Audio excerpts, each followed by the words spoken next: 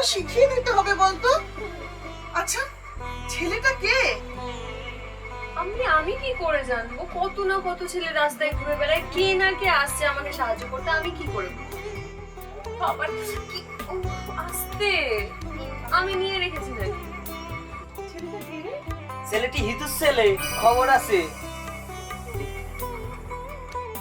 দেখিস আপা, সেই স্পেশাল মানুষটির প্রেমে যাতে আবার হাবুডুবু না খাস। আরে বুঝতে হয় বাবা, বুঝতে হয়। সমাজে কত রকমের লোক ঘুরে বেড়ায়। আরে বিপদে কাছে এসে দাঁড়ায় এমন মানুষের সংখ্যা খুব কমই আছে। আর সেই মানুষগুলো কিন্তু স্পেশাল। এনে এই দুধটা খেয়ে নে, খেয়ে শুয়ে পড়। আমি পরে খাবো, খেয়ে ভালো নে, লাগছে এরকম না। করিস না। খেয়ে নে, নে আমি যাই। খা, খেয়ে নাও। দেখিস আপা, সেই স্পেশাল মানুষটির প্রেমে যাতে আবার হাবুডুবু না খাস। কর।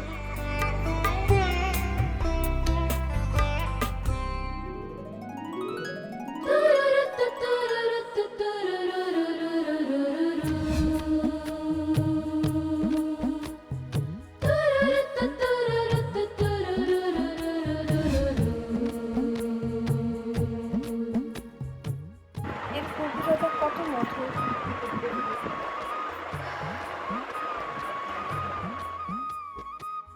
তবু মনে হয় যেন আরো কিছুক্ষণ অন্ধকারটা থাকলে ভালো হতো। হায় আল্লাহ, মনে হয় আমিও তো খুব ভালোবেসে ফেলেছি রুদ্র। কিন্তু জানি না এই ব্যাপারে আমার এগিয়ে যাওয়াটা ঠিক হবে কি হবে। কে জানে। জানিস তো মায়ের বয়স হয়েছে, নিজের কাপড়গুলো একটু কেচে নিতে পারিস তো? বাড়িতে বউ এলে যা কথা শোনাবে না উঠতে বসতে। মন্দিরে ঘন্টা বেজে গেছে, কানে হেডফোন লাগিয়ে নাও। আরে তোর রুমালটা কোথায়? কদিন আগে কিনে দিলাম। মা ওটা সোশ্যাল সার্ভিস কাজে লেগে গেছে। মানে মানে মানে হলো আমি রাস্তা দিয়ে সাইকেল নিয়ে যাচ্ছিলাম, একজনের মাথা ফেটে গেছিল, তার পকেট থেকে বার করে তার মাথার মধ্যে রুমালটা বেঁধে দিলাম। এটাই আজ থেকে বেশি কি করবো। না, ভালো করেছিস।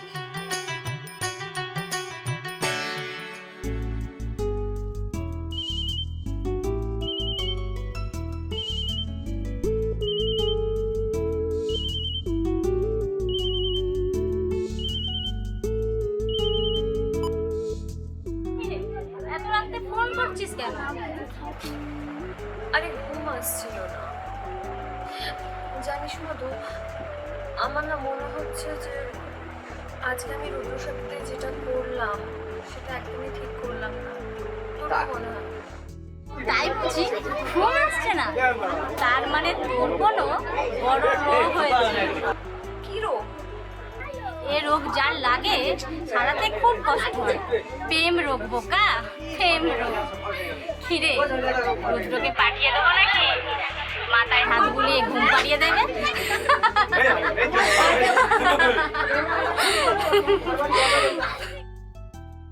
ধুর, তুই সবসময় আর কি মানিস।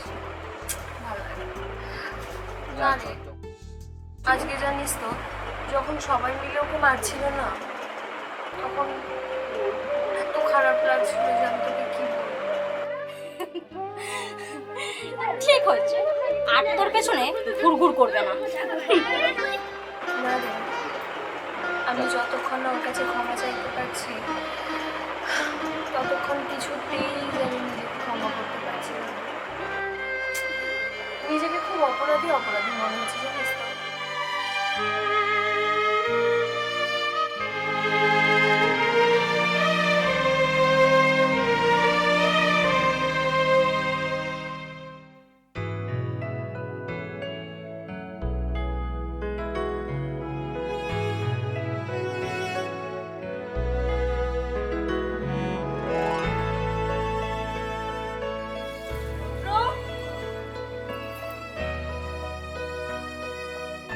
রুদ্র, বাড়িতে আছো? বাড়িতে কেউ আছো? আরে রুনা, বাড়িতে চলে এসছো?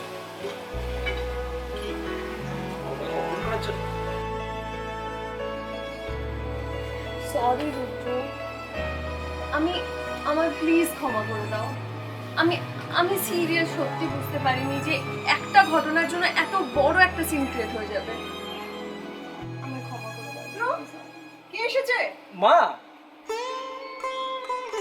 এই দেখো, এই সেই রুনা। একদমই কোনো চাপ জানো? কেন বলবো? বাবা, উঠতে বসতে খেয়ে খালি তোমারই কথা। ও তো একটা পাগল। না তো তুমি বলো তো, আমার মধ্যে এমন কি আছে যেটার জন্য সারাদিন আমার কথা ভাবতে হয়? দুজন একটু কথা বলো, আমি চা করে নিয়ে আসি। না না না মাসিমা, আজকে দরকার নেই, অন্য একদিন আসবো। আচ্ছা, কিন্তু দেখো না, সারাদিন ধরে সাইকেল চালিয়ে চালিয়ে মাথাটা ফাটিয়ে এসেছে। হ্যাঁ, সাইকেল চালিয়ে মাথা ফাটিয়েছে? হ্যাঁ হ্যাঁ, সাইকেল চালিয়ে। এই রে, আমার ভাব পুড়ে আছে, আমি তো আসছি।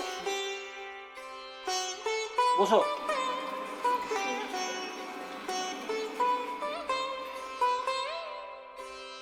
রুদ্র, তোমাকে একটা কথা বলার ছিল। তুমি ঠিক কি চাও বলো তো? শুধু প্রেম করতে, না আমাকে বিয়ে করে আমাদের একটা সুন্দর সংসার তৈরি করতে? কারণ যতদিন পর্যন্ত না আমরা কিছু করছি ততদিন কিন্তু আমরা শুধু দুজন দুজনকে ভালোবাসি।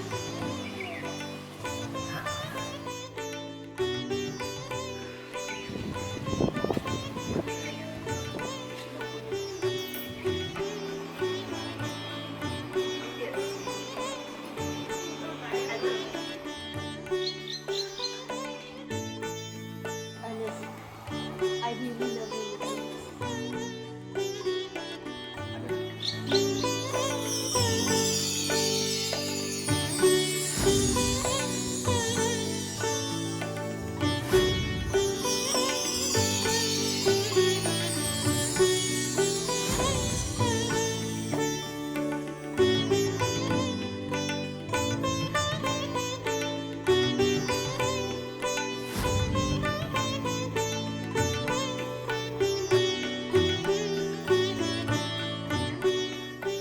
আরে রুনা, রুনা, আরে কলেজ যাচ্ছিস, ওড়নাটা নিয়ে যা। আম্মু, খুব অড লাগে। সব বন্ধুরা কেউ পড়ে না, শুধু একমাত্র আমি পড়ি। আর গরমের মধ্যে ভালো লাগে। আরে তোর আব্বু জানতে পারলে আমাকে রাস্তা রাখবে না।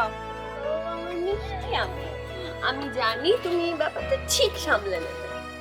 আব্বু তোমাকে খুব ভালোবাসে। আচ্ছা, তুই তো বড় হয়েছিস, এভাবে যদি রাস্তায় বেরোস তবে সমাজ কি বলবে বলতো? তোর জন্য কি ভালো পাত্র পাবো? আমার মিষ্টি আমি, আমার নিকার জন্য তোমাকে একটু চিন্তা করতে হবে না, তুমি নিশ্চিন্তে থাকো। আমি গেলাম, ঠিক, টাটা। তার মানে হায় আল্লাহ, রুনা বলে কি ওর নিকাহের জন্য আমরা চিন্তা করব না? তাহলে কে করবে?